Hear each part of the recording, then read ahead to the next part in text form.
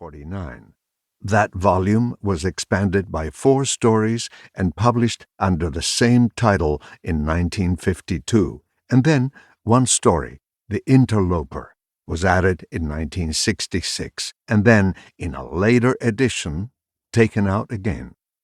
Thus, today, the volume consists of 17 stories. Those of the book's first avatar began to appear as early as 1944, the same year that the second, expanded and relatively definitive volume of fictions was published. They appeared slowly, sporadically at first, in dribs and drabs, one in December of 1944, a biography of Tadeo Isidoro Cruz, one in September of 1945, the Aleph, one in February of 1946, Deutsches Requiem, and another in November of that same year, The Dead Man. These 4 stories all appeared in Sur, the prestigious literary magazine edited by Victoria Ocampo, with which Borges had been associated since its inaugural number in 1931. But the next stories appeared in another venue. This was a literary magazine published by an Argentine society resembling Paris's Société des Annales.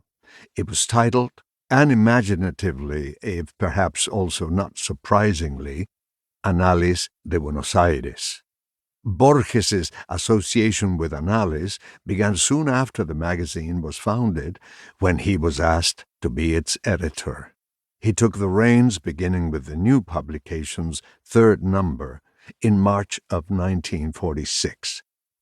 During that year, he contributed, both alone and jointly with his lifelong friend and collaborator Adolfo Bioy Casares, literally dozens of prose pieces to the magazine, all the while carrying out his editorial responsibilities.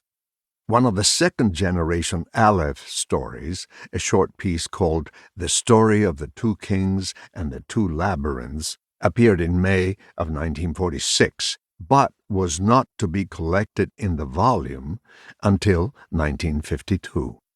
By early 1947, Borges had begun to do fewer collaborative pieces, and a rush of new fictions destined for the Aleph began.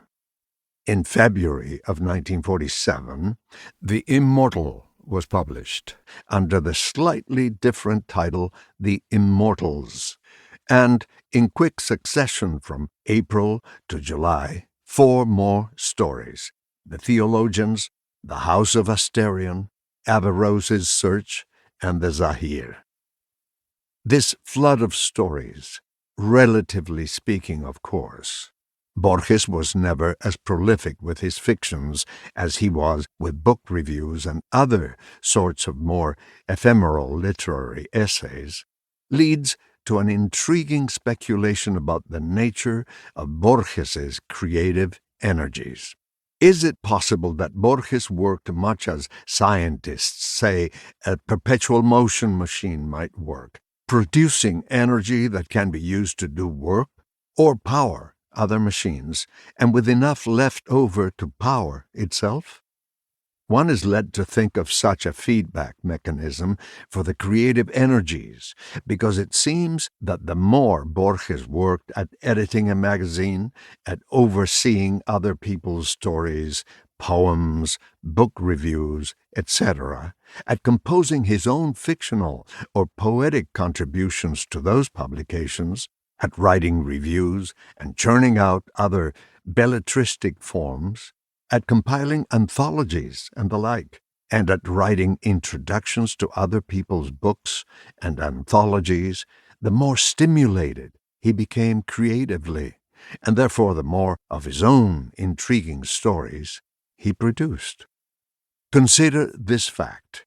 During the time he was editing the weekly Revista Multicolor, 1933 through 1935, and producing scores of belletristic pieces for it, not to mention the essays that would show up years later in essay collections. He also produced the remarkable